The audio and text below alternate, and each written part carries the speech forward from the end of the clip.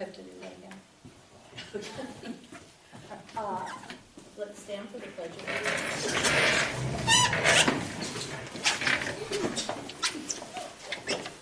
I pledge allegiance to the flag of the United States of America and to the republic for which it stands, one nation, under God, indivisible, with liberty and justice for all.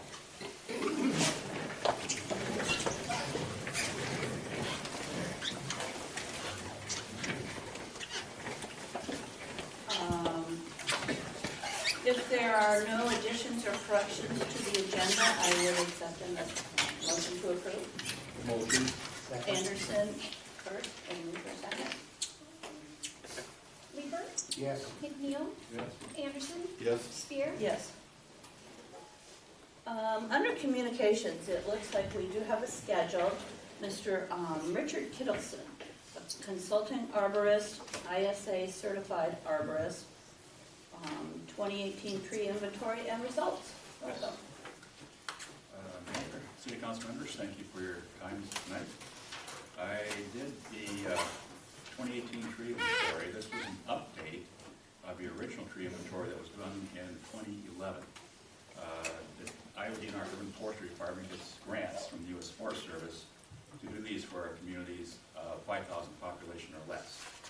The idea is, of course, as it was in 2011, is to help you get ready for the emerald ash borer, what you have inside, on the ground, what you have to deal with in the future.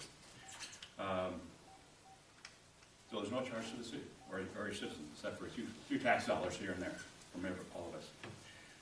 I'm going to review 2011 just really briefly, and you folks don't have this on your notes, by the way.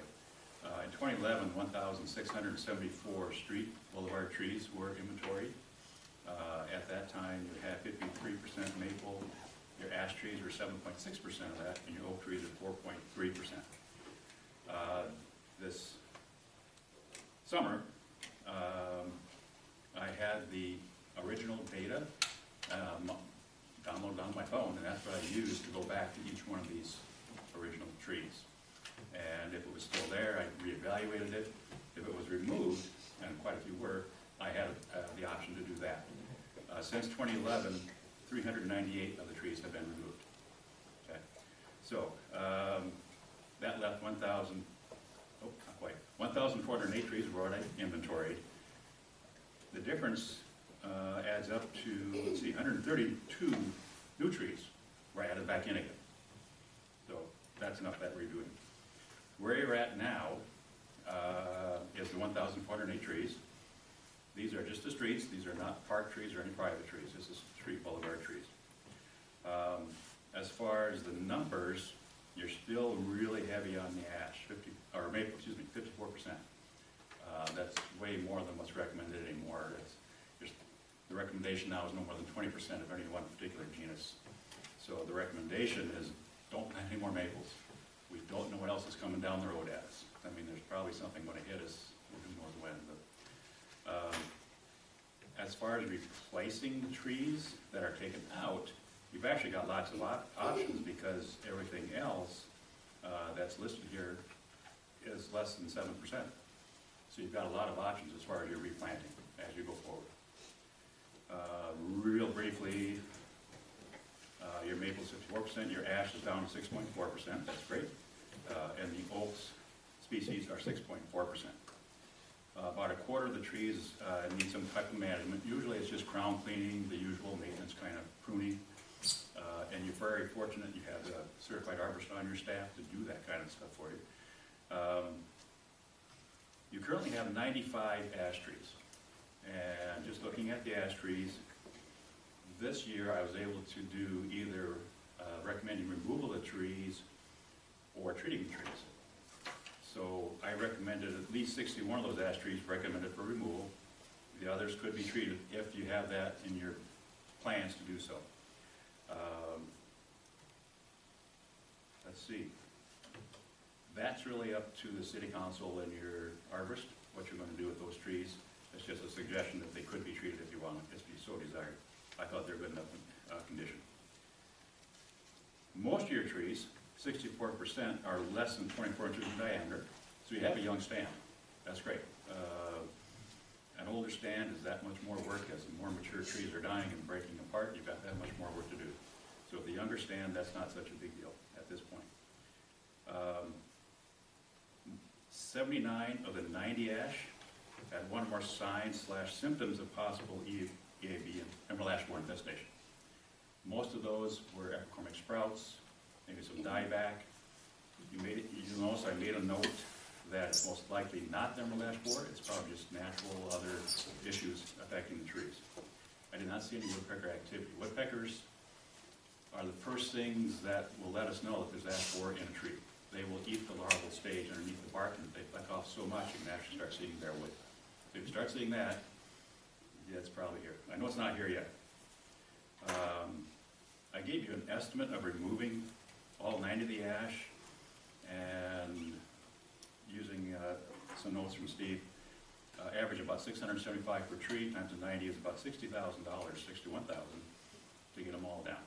And that's using your city crews and staff equipment for the most part. Contractors would be a lot more. You're probably looking at $800, $900, maybe even $1,000 per tree, so that's a good thing.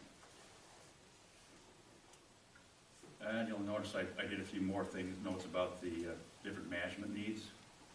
I don't see a great deal to go reading step by step on those, a lot of just standard stuff that I know Steve's been doing. I gave you an estimate of treating the 29 ash trees I thought were in good enough health and condition. I used an average of 20 inch diameter at $10 an inch, and I also did it at $15 per inch. And this would be for a stem injection method done every 2 years. And you can see it adds up. The bad news is it's not a one and done. It takes about 12, 15 years for the ash borer to show up in a community, start killing ash trees, and then finally getting all the way through a community. I'm going to say this again. This is just the city-owned trees. This doesn't count what's in the private yards. You probably double this number, maybe even triple it, for what's in the private yards. So I don't know how far your planning is yet, as far as what to do with all this material, but there's something to consider there too. I'm going to back up to the top. As far as the benefits of the trees, they're huge. They do a lot of cost savings for our cities. In this case, the 1,400 trees I inventory provide $255,000 worth of benefits, an average of $181 per tree. And that's something for a private citizen to consider too when they're thinking about, do I save my ash tree or should I treat it? How much is that tree providing for me over time? And back down to the bottom, you'll notice that the biggest one is stormwater interception. That's water that does not have to go through your system, our sewage system. It's absorbed by the trees, they hold it in the ground. That's a big savings right there just for that. Air quality, carbon benefits, they've even figured out how to get a dollar figure for aesthetics, social benefits. They make us feel better. $30,000 worth. And a note of two websites, Tree Fest of Iowa and Emerald Ash Borer University. Those are resources that a lot of us use as far as keeping current with not just emerald ash borer, but other issues. That was a very quick, brief synopsis. I can take some questions, lots of questions. Anything you might want to know. If I don't know, I'll refer you to Steve. Well, how nearby is EAB to us? Mechanicsville was the closest town, which Steve, what, 50 miles? 15, yeah. Which is pretty close. Even though the state of Iowa is under a statewide quarantine, you can move firewood, ash logs, wherever, place to place within Iowa. You just have to have a label of where you got that firewood. So someone could harvest some trees, for firewood in Mechanicsville or the neighborhood, bring them over to use them. It's perfectly legal. And that's how it's still moving around, is mostly by human movement. Yeah, they only fly 2 or 3 miles, 5 miles max.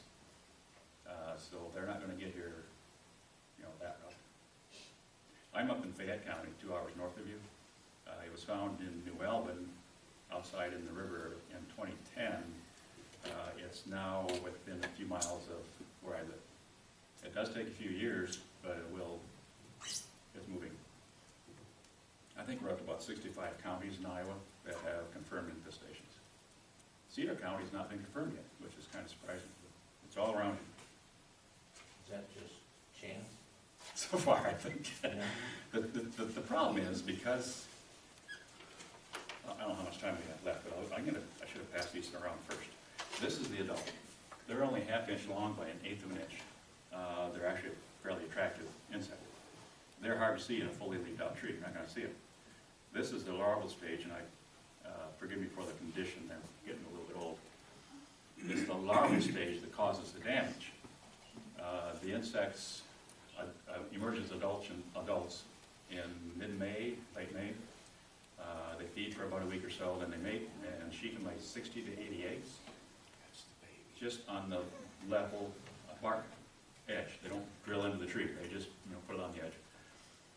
The larvae hatch out, they burrow down into the cambium layer, they do their girdling, and when you get enough of those larval stage doing that in a tree, that's when you start seeing woodpecker activity up in the top of the trees, taking the bark off. So it can be in town for 2 to 3, maybe even 4 years before it's recognized, because it's the activity, the damage is happening underneath out of sight. Just one more thing that I want to ask. On Sure. the list of trees that you have on the inventory, the ones that are under 5%, for example, Yeah. which would be the ones that, 1 or 2 that you like the most? Honey locust is very durable and adaptable to city urban environments. Linden and basswood, a lot of people are redoing their tree line with those, adding more of those in. Hackberry is a good tough tree, again very adaptable. Does need some pruning at first to get a proper form and structure to it because it wants to go everywhere. There are some elm hybrids that are being planted, not very many yet. I wouldn't do too many of those just yet. Again, they have to be pruned pretty heavy to start with because they want to be a very tight habit, which can cause trouble down the road as far as coming apart. Ginkgo, want to do something really different? Ginkgo is very strong and durable. Make sure you get males, don't get females. The seeds really stink. I've only got one copy of this, so I have to hang on to this. But this is from the Iowa Urban Forestry Department, and they've made some suggestions for quite a few options.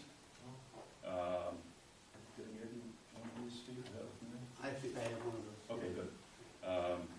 This is my last one, like I said, so I got to hang out. Steve has a copy. And you get more from the DNR too. You can get more if you need it. Okay. Very helpful. Gives you the size, the height and the width, and also some color pictures for fall color and things like that. It's a very good thing. Thanks. Any questions? I want those guys back too. They're hard to come by. You can have these back. We Okay. don't want them to You don't want them to spread? contaminate, no. You wouldn't think they'd be hard to come by, for they're all over. Actually, I do a lot of work in Cedar Falls, Waterloo, and Dubuque, and other towns, of course. And yeah, they are all over, so it doesn't take much to replenish the supply. Thanks, Reggie. Thanks for your time, folks. Okay, now we'll move on to schedule. Step to the podium and give your name and address.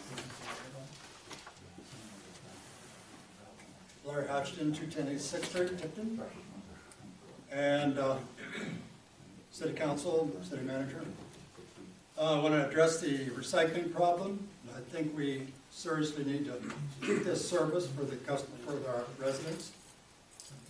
If it was discontinued, additional garbage would just end up going to landfills, and that would cost the city more money to take that there. If the city, as stated in your agenda, needs $25,000 over 2 years, that would be only a $1 increase per month per residential customer.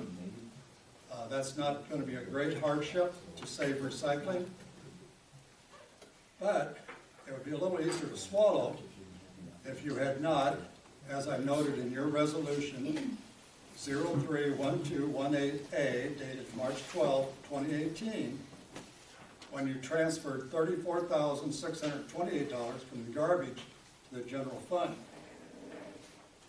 So the question is, how much more will you be transferring from garbage to the general fund this year? If indeed we need extra money in that fund. Further, I appreciate the attempt to justify spending nearly $100,000 of Tipton residents' gas deposits to install a natural gas line to rural development, so those residents who pay no city taxes can save money on their gas usage. However, I think your numbers leave much to be desired.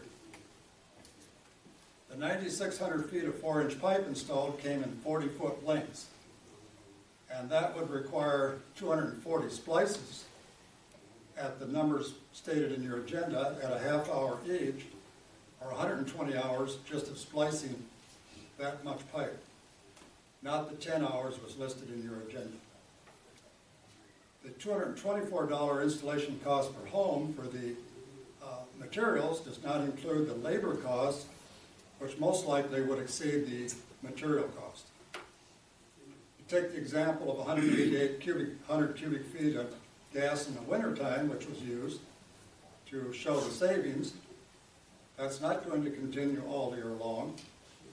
And when you add in the labor cost of installing those homes, it will probably take most of 1 year to recover the cost of installing another house.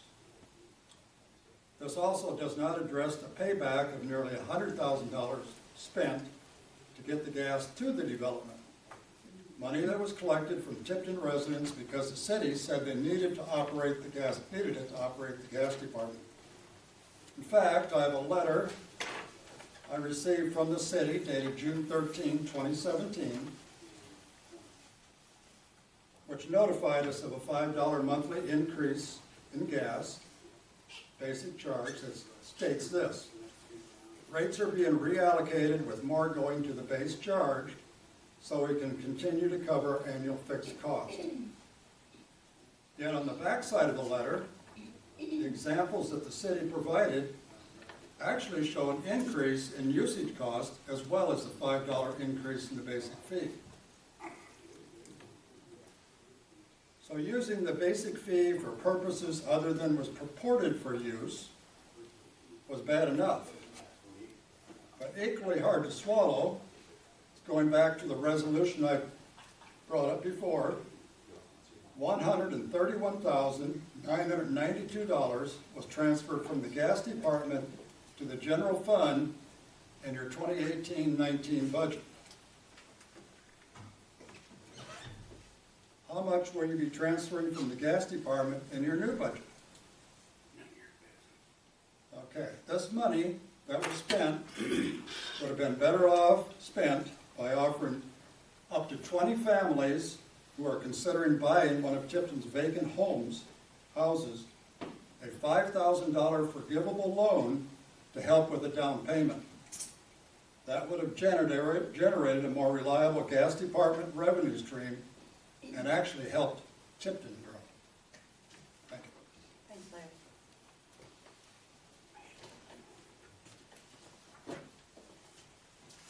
Anyone else on schedule?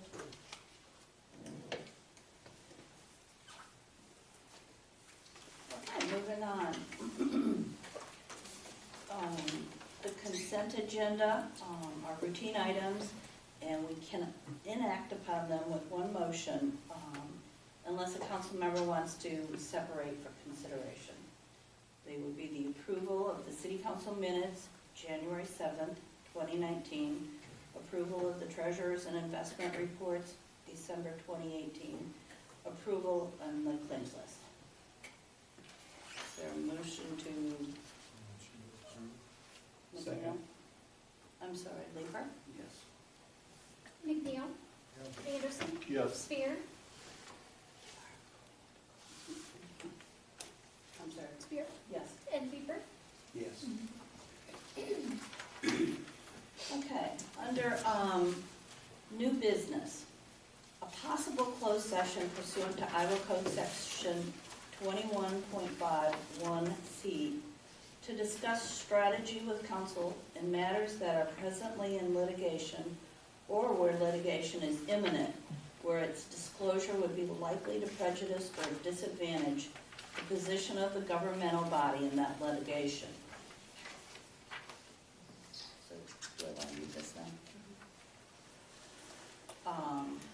The council is going into closed session pursuant to Code Section 21.51C to discuss. That was all that was in that, wasn't it? The city's attorney, Emily Ellingston, is present. The city added this closed session to its agenda this morning for good cause not attributable to the city. The city was made aware on Friday after 4 p.m. that litigation was imminent in a matter. Therefore, upon conferring with the city's attorney, the council added to this closed session as soon as possible to the council agenda. I would entertain a motion to go into closed session. So moved. Leeper with the first and McNeil with the second. McNeil? Yes. Anderson? Yes. Spear? Yes. Leeper? Yes. Okay, we'll have to have the room cleared.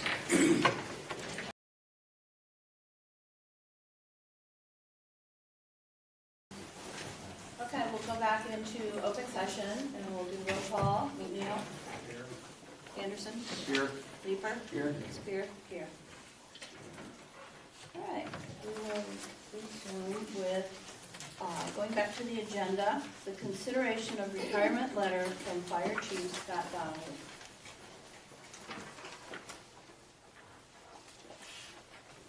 Are there any comments or discussion?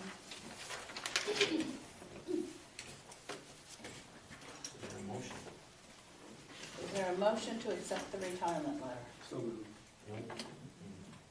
Second. No. You won't. What's that? You have something to say. Oh, yeah, with the added motion for Brian to pass a resolution to work with the city attorney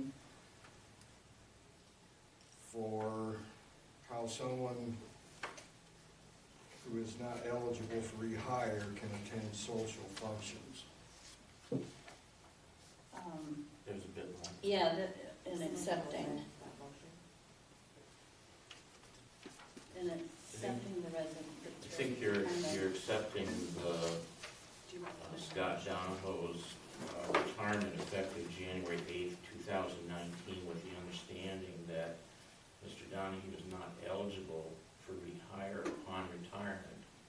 And then you have the addition that Tim mentioned. Does everyone understand the motion? Do you want to restate it? I can restate Yeah. it, and then you can confirm whether this is accurate or not as a council. We accept Mr. Donahoe's retirement effective January 8th, 2019, with the understanding that Mr. Donahoe is not eligible for rehire upon retirement. And it sounds like, Tim, your addition to that was also, combine the two statements, was that with the direction given to the city administrator, that he work with the city attorney to develop a resolution to be presented at the next council meeting outlining whether or to what extent an individual who is not eligible for rehire can attend social functions. So is there someone that would move to that? I'm just stating. I have a first from Jim McNeil. Second. Leeper, second. Anderson? Yes. Spear? Yes. Leeper? Yes. McNeil? Yes. Okay, moving on. Resolution number 012119A.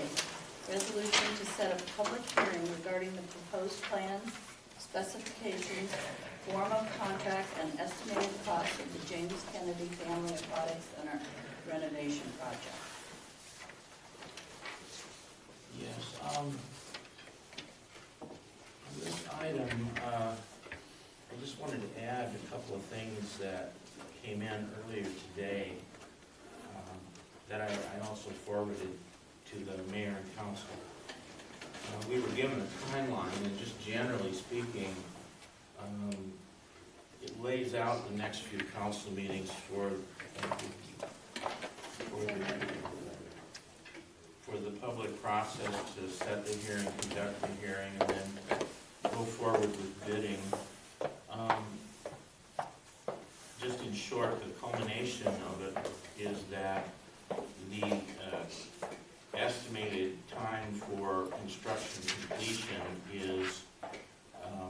August 2nd, so it would be moving right along. Along with that, we received the engineer's estimate of the project cost. He has it as $542,213.65. Now, I just want to add a few comments to that. When we started, we were going off the assumed budget from the settlement of $625,000. We had an agreement with the engineering firm for a contract for $116,185. So if you take their estimated cost of construction and add it to their engineering fees, it comes out to just a little bit over $658,000. So remember, we were talking about having a total fund available of $625,000. Right here, we're talking about just over $658,000. But in that $542,000, $59,307 are for various types of alternates. So the reason why we wanted to do alternates that would go above our total budget of $625,000 is if we got lucky on bids, if we got good pricing, maybe we could include all those alternates. If not, and we didn't want to overspend that budget of $625,000, give or take, some of the alternates could be passed on. So it looks right now like a pretty good budget. The engineer who gave me this estimate said that he called some of his sources, contractors, and he mentioned where a couple of months ago, bids would not have done well because of competition out on the market. He's saying now the bidding competition or the bidding environment looks a lot more favorable. So hopefully this estimate will hold up, or maybe we'll do better. But I just, since it just came in today, I wanted to add that along with asking you to go ahead and set the public hearing for your next meeting on February 4th.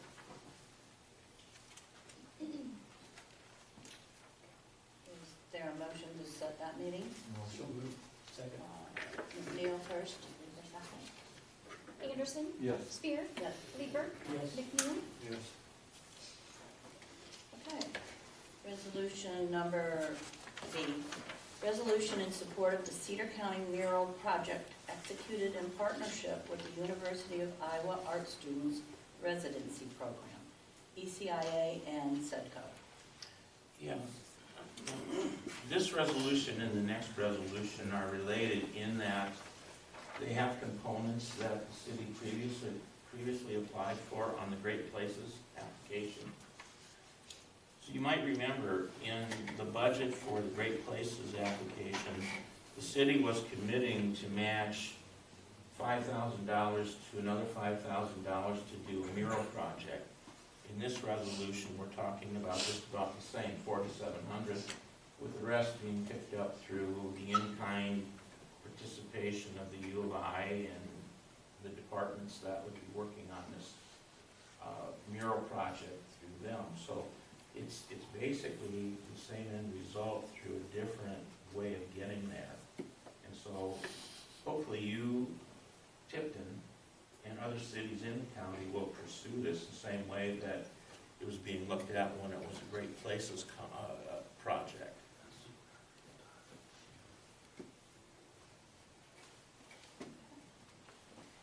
I mean, it's a nice trade-off, wasn't it?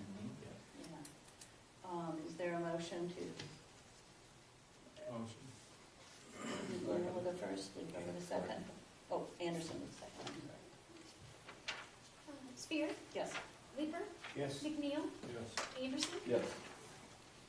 I think it's a great idea to get the university art community in with us to do something like this. Yeah. Resolution number C. Resolution authorizing an application to the Wellmark Foundation's Matching Assets to Community Health Large Match Grant Program for the walkable, playable, and accessible Tipton project in our city park. Yeah, this involves the park improvement aspects of what was in the Great Places application, except for one. This would include the self-build play structure at the north end of the parking lot. And along with that, it would include a handicap swing. Along with that, it would have the accessible paved walkway sweeping down from that play structure and covering the length of all the soccer fields. And it would also include, with that play structure, it would also have the rubberized fall protection. And then the other part that there's room within this budget for is the splash pad and the concrete walkway to it. The one component that we couldn't fit into the structure of the grant because of the cost was to put rubberized fall protection at the existing play structure that's over by the football field area. So, you know, this is a pretty good way to try to fit in all the components. Now, I want to mention a couple things that the resolution includes. First, under section 2, it gives the city staff some authority to vary the list on Exhibit A. Now, it wouldn't be varied to change the spirit of what we're talking about here, but as some updated estimates have come in, including today, some of the costs have changed, for example, on the play structure. So we might have to vary the city match and the items in it, but the spirit of it would be the same. The other thing is it authorizes the city to hire ECIA for grant writing services for this particular grant for not to exceed $2,000. So I'm hopeful that we have a good shot at the Wellmark Foundation grant. I was hopeful too about Great Places. So I mean, you know, grants are something that you can get, you might not get, but if you don't get in the running, you don't have a chance at all. So hopefully this is a good shot, and hopefully the council will give it a try.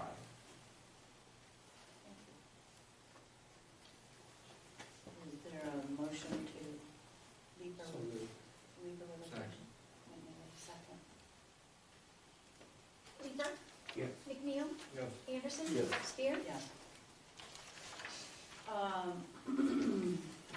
Moving on to I-5, discussion and possible action authorizing the use of a limited amount of DRIP funds for the Hardacre Theater Project, Part 2. Yeah, this is similar to when I previously asked the council to approve the use of $1,000 for an architect to help us fill out part of the Catalyst grant for the exterior of the Hardacre building. This is another grant that would be to the federal government. It would be for historic restoration. It would also be for the exterior. In this case, because of the complexity of it being a federal grant, the grant writing services were quoted to us as not to exceed $7,000. So it could be less than that. We just weren't sure. There's about $5 million that they can award.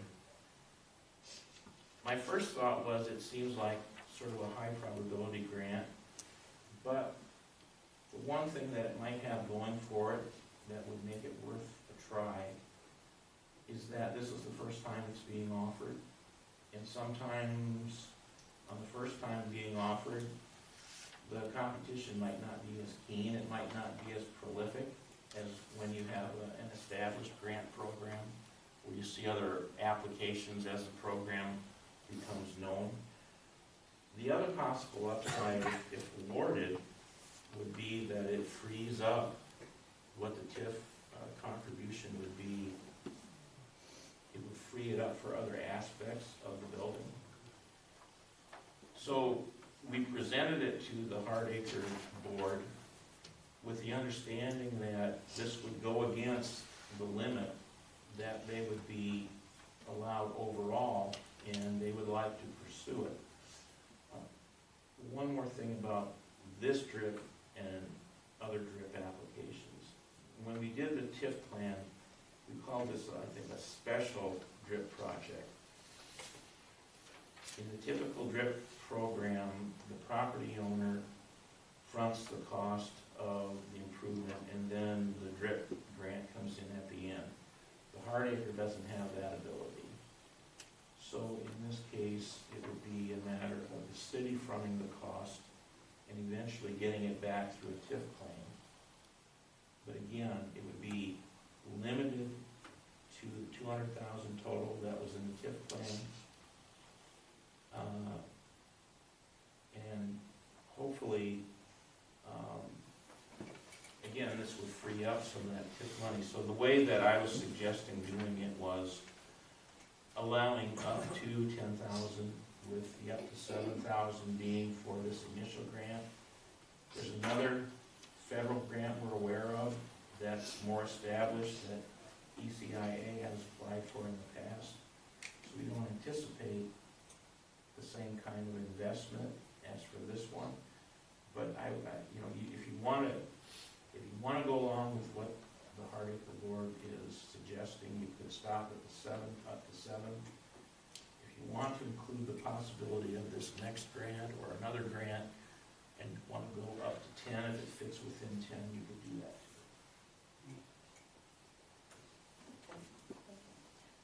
Is there a motion to either approve up to the 7,000 or up to the 10,000? Up to 10. A motion by Anderson? Yes. Second by Second. Leeper? McNeil, Yes. Anderson, Yes. Spear, Yes. Leeper. Yes. Okay, item I6, discussion of possible action concerning approval of 2019 fire department officers. Yeah. Oh. Yeah, I think that'd be fine. The new chief is Sean Poshen. First assistant, Mike Breckemeyer. Second assistant, Matt McCall. Training, Reese Hall. Rookie captain, Mike Thomas. Captain, Don Bill Howard. Captain, Tori Cook. And Captain, Jason Poshen. Is there a motion to approve this? Second. Neil and Leeper, the second. Anderson, Yes. Spear, Yes. Leeper, Yes. McNeil. Yes. Congratulations.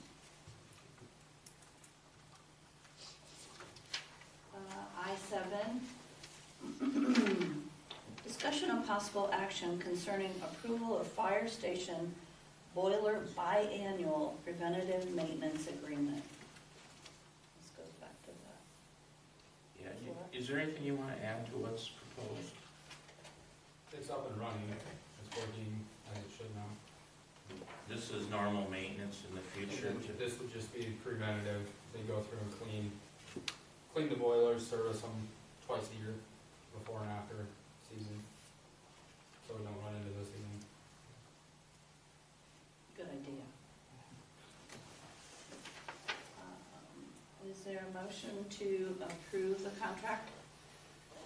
Motion. Neil with the first, Second. Leeper with the second. Anderson, Yes. Spear, Yes. Leeper, Yes. McNeil. Yes.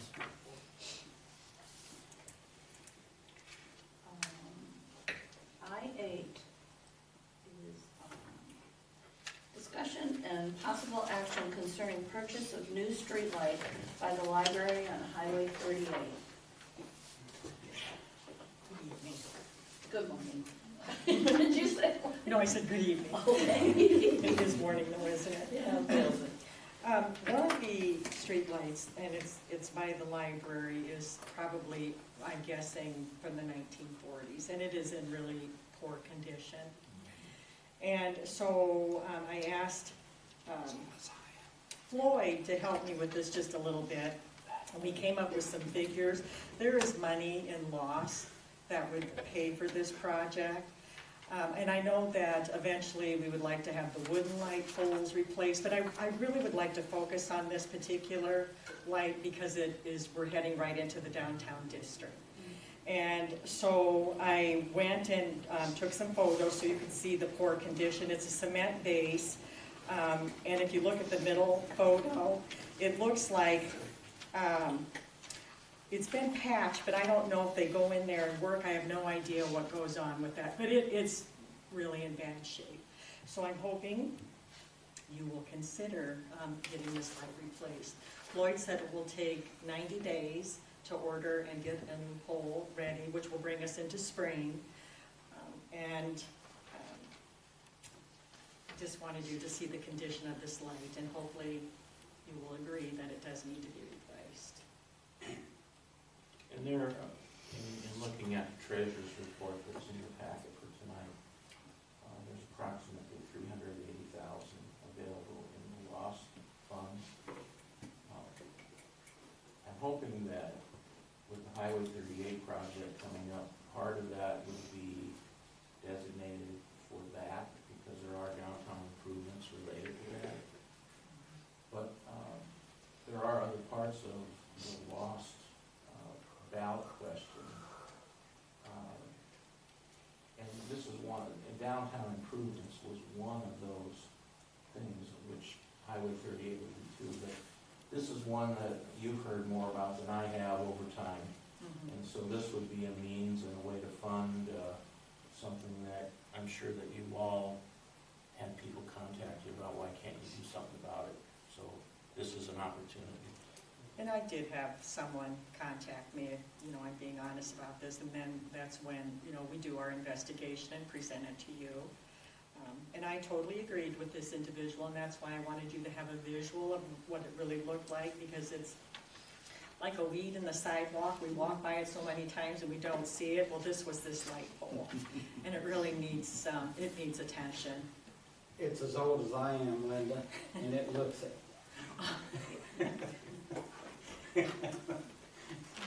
That was in the city. That was one of the last ones. I was amazed to see it still there. Yeah. When I came back to Tipton, but it's time to replace it. And we had Floyd also look, the flag pole is right there with the flag at the library, and one of the things, there is a light on top of that pole. That's something we're not going to be able to do, but we will make sure that the flag gets lit up. And so that's something that we've already discussed as well. So that would be taken care of as well. Yeah, I'm thinking of light that we'll need to put up there for that. That I can do a flush mount on the ground or something next to the pole that we're gonna put up. And, it's something I already have. So, if you got any questions about any of the other stuff, we are gonna try to get it so that it does come on with the rest of the downtown lights, which shouldn't be a problem. We're gonna pick all that up out of the library, because all the library lights come on with the downtown circuit. Right. So, Thank you. Any discussion? Is there a motion? Motion. Anderson, third first. I'll second. Spear, Yes. Lieber, Yes. McNeil, Yes. Anderson. yes. Thank you very much. I-9 is discussion and possible action concerning new community guide to showcase in Tipton. Well, probably 18 months, 2 years ago, I did the first community guide, and one thing, there was lots of ads in it, and I ordered, I think, between 1,300 and 1,500 of those, and I have about 25 left. And so one of the things that Durant had done, which I really liked, instead of selling so many ads, you tell stories. And I have that magazine at my office, and I apologize, I was going to bring it tonight, but if you'd like to see it, you are very welcome to stop up at my office. And so businesses tell more of a story. It's more story, less ads, so it's more about your community. And to get it printed, you can see it really is going to depend on the number of pages. If we have 32 pages, it's a little over $2,800. We could have as many as 44 pages, and that would be over $3,500. However, with that, I do get some revenue back from this, and I get half of the pages that we sell. And so I'm hoping that you will consider this. This goes all over the state of Iowa as well as Tipton. And it really does showcase our community. And I think it would be really nice, and it's going to be a lot of work, but I think it would really showcase Tipton very nicely.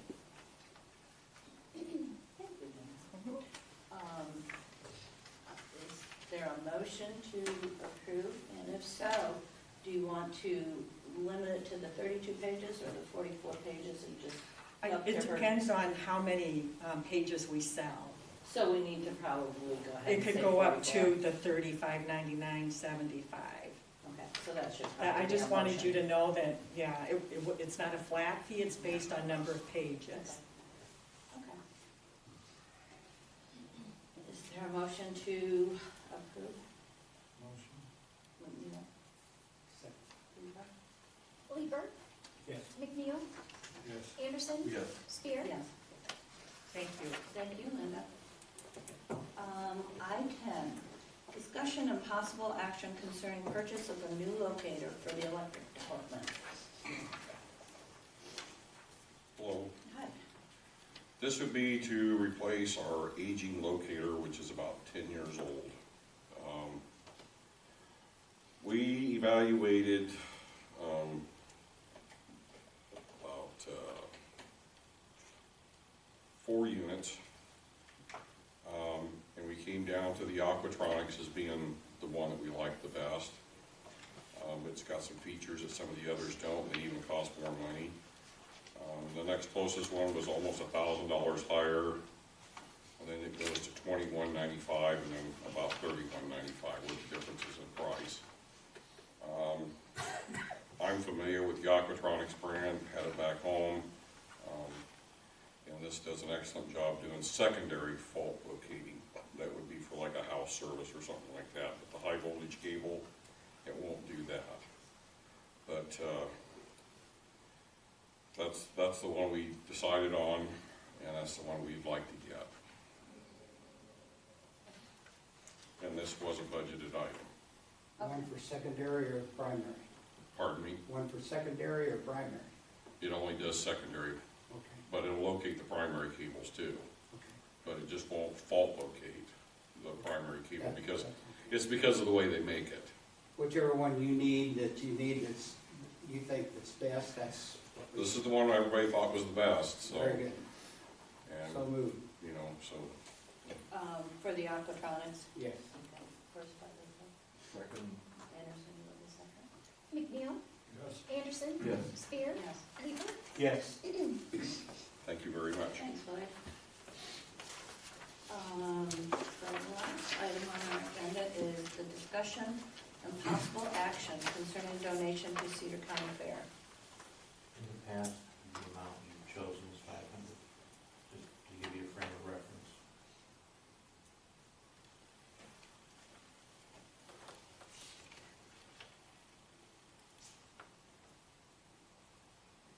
Any discussion? Oh, motion to approve by Neil. Lieber, second. Anderson, Yes. Spear, Yes. Lieber, Yes. McNeil. Yes. 500. Okay. Now we've arrived at reports from the mayor, council, manager, and department heads. As Mayor Pro Tem, Mayor Carney asked that I make sure I thank the Public Works Department for all their hard work with the snow removal. Thank you. Yeah. Any council reports? Committee reports? City manager report? Are you sure? Chance. Okay, I get down to department heads, and it looks like Steve Nash wants to talk about increased cost of recycling. I think in your council package, you've got a memo that I did a week or so ago. And then, the Times, what's these Times, I think over the weekend, this article came out, and it kind of just says exactly what the memo says. making any money and we're losing money with recycling, and there's reasons for that. This article is, it explains it pretty well too. And it's not just here in the Midwest, it's all over the country. And it has to do with China is a big part of it. They've really come down on the kinds of things that they're taking, plastic for recycling, and it used to be 1 to 5% would be garbage in the plastic. Now they've put that down to 0.5% of impurities in their plastic. And they only want the plastic with number 1, not the 1 or 2, not the 3, 4, 5, 6, 7 stuff. That breaks down different, evidently. So the market is not there, and it won't be there probably ever again. We have the choice, as my memo kind of brought to the table. What do we do with it? And this article here says the same thing. If you raise the cost of it, that might discourage people from recycling. But at the same time, how do we resolve this whole issue and make it sustainable? I think, and it was mentioned earlier in my memo, that it's, over the next couple years, it could cost us $25,000. Now, that's only the cost of dumping, tipping fees in Cedar Rapids. That doesn't allow for the cost of labor and trucking and that kind of thing. So it could be quite a bit more than $25,000. So my suggestion is that since this isn't going to change, we rethink our charge, not just a garbage charge, but a garbage/recycling, and encompass all of it, because it really is the same equipment, the same driver, the same operation. In the past, we could absorb that with garbage. Now we can't do that. So now let's call it what it is. It's garbage/recycling. Some of it is used, and maybe the market will come back a little bit, but I think it's going to be a matter of how much it's going to cost us, not if it's going to cost us. So, and we don't want to turn it all into garbage either. I don't think. I think it would be better if we did it the way we are and add a little charge to it. If it was, I'm just going to throw this out. One example in this article, in a small town, someplace, Hudson Valley, New York, I think. Residents soon will have to pay $50 a year to dump their materials at one of the county's recycling centers, $50 a year. And if we went $2 a household a month, we're talking $24 a year. So that would cover us along the dumping fees and the truck expense and the labor. Have a little cushion there. I'm just throwing that out as a possible option. And this isn't to take action tonight. This is just bringing it to the table for everybody. Any questions or thoughts or better ideas? I feel that if you do take away or allow it to be a choice, that it's all going into your garbage truck. Yeah. And, that wouldn't be fair for those who decide to pay the extra cost. So I think it has to be where it's fair to everyone. That's my position on the thing. I don't think you can single out I tell you what, we've got a lot more participation with the recycling than we had initially, a lot more. Yeah. I think we started out with 600 or 700 containers, something like that. Maybe I think we might be up to, I'm not sure what it is now, 1,300 maybe, or close to it. So a lot of people recycle. And some of it gets used. And do we want it in the garbage dumps? No, probably not. So just... There's a lot of people that are passionate about it. Oh, yeah. Absolutely, Yeah. Dean. My wife has threatened to recycle me when I go. Just a threat though, right? You think she'll make it up? Is there any kind of information that you know, when you say those numbers, I don't know, I throw plastic in because it's toxic. I just learned a year ago that Christmas wrapping paper was not going. No. Yeah, so I don't, I might not be the smartest recycler. Well, you know, and that's a general kind of thing out in the public. We really don't know. If you look real close, and I didn't know for years, my wife's an avid recycler too. We've taken our stuff to Iowa City for years. And everything that's got a little triangle in there with little arrows and it's got a number in the middle of it is recyclable. Not everything is though. Some things aren't. And that's where they get the 1 to 5% impurities. And China, and then the other thing, we don't do glass. And a lot of places don't do glass, and that's one thing that's messing up the recycling, you know, what we're exporting to, because you get broken glass in it. So that's not a good thing. In our trade relations with China, who knows where that's, where it is or where it's going. I recycle the conservative. Before you read it, or? No, That's good. That's good to know, right, it Sue? comes in the mail, and I got a shredder. And I shred it, and I put it in my garden for compost. It works great to keep the weeds down. So our paper is well used. Thank you, Skid. Yeah. Works good in the compost too, sir. Any questions, or this will be, I imagine that we'll bring this back, since we're going through the budget thing, this is something I talked to Brian and Melissa about, since we're doing the budget thing, to really get a handle on it, get our arms around this whole thing, we need to move in some direction with it, if we're gonna continue on and if we're gonna be sustainable. By the way, we do have a new truck in the works, a garbage recycling truck, and that's sometime mid-year, it looks like. It's been being built for quite a while, so. And that whole program, I think, has worked out great for the city. Reduced our labor from 3 people to 1 person, and Roger does a pretty good job of getting most people most of the time. But if he doesn't, he goes back and gets them, so. I can almost set my watch by the time he comes by my house. You know, the thing with that, Ross, is if it's a different guy running the truck, the city hall gets calls all the time. Is Roger not, is something wrong with the truck? No, it's just somebody else driving it. So it's not, yeah, he's within 5 minutes usually. Yeah, he's Johnny on the spot. Any other questions?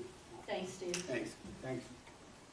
And finally, but not leastly, analysis of rural development gas project. Hello, this is in response to Larry's letter, and getting back to what Larry's talking about and having those places, that was when Swicky called me and I was by myself. The iron takes 15-20 minutes to heat up, so that's probably about a half an hour. But when we were running the 4-inch, that was all laid out, iron's already hot. There's 2 people working on it, some are help doing that, fusing the pipe. It probably took half of that. And those were 50-foot sticks, not 40. And I was running the trencher, and the summer help was doing the splicing, the fusing, and then Adam was backfilling. And Clarence Telephone paid for the summer help. That was part of the agreement. We were doing 1,100, sometimes, some days more, sometimes less, but averaged 1,100 feet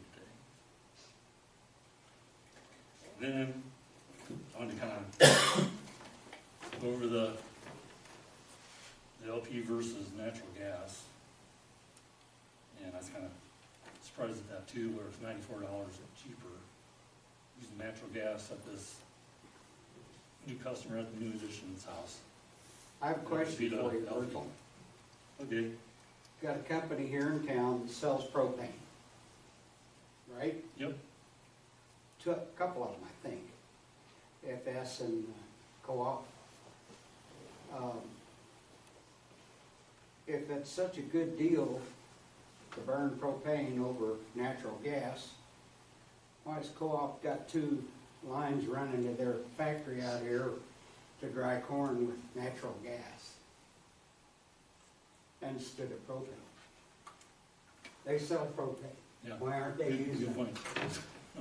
I'm just comparing, Wouldn't it be This the house bottom with what line it that would- they get a little bit more money? I'm not if sure what use they, a you know, what their lesser wholesale, expensive gasoline, Yeah. to gas to yeah, drive one it? dryer's 18 million BTU dryer. It's got natural gas. Sure. Makes sense to me. Yeah.